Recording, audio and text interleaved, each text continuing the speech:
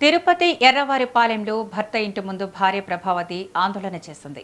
2016లో చలపతితో ప్రభావతికి వివాహమైంది. తర్వాత హైదరాబాద్లో కాపురం పెట్టిన చలపతి ప్రభావతికి కూతురు పుట్టిందని, తనను శారీరకంగా, మానసికంగా వేధించాడని ప్రభావతి కన్నీళ్లు పెట్టుకుంది. 7 ఏళ్ల క్రితం చలపతి బెంగళూరుకు వెళ్లాడని, అదే సమయంలో తన స్వగ్రామం చేరుకున్నట్లు తెలిపింది. ఇప్పుడు తన భర్త మరో మహిళను పెళ్లి చేసుకున్నాడని, తన కూతురి బాగోగులు చూసుకోవడానికి చదువు కోసం 10 లక్షలు ఇస్తానని ఒప్పుకొని 6 నెలలు గడుస్తున్నా ముఖం చాటేస్తున్నాడని ఆవేదన వ్యక్తం చేసింది. తనకు, తన కూతురికి న్యాయం చేయాలంటూ భర్త ఇంటి ముందు భార్య ధర్నా చేపట్టింది.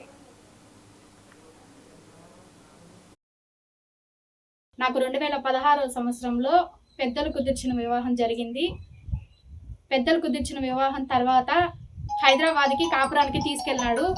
అక్కడ 4 సంవత్సరాలు నన్ను హెరాస్ చేయడం జరిగింది. వరకట్నం కింద హెరాస్ చేసినాడు. అలాగే ఆడపిల్ల పుట్టిందనేసి నన్ను హెరాస్ చేయడం జరిగింది. నన్ను నా పాపను చంపేయాలని చూసినాడు.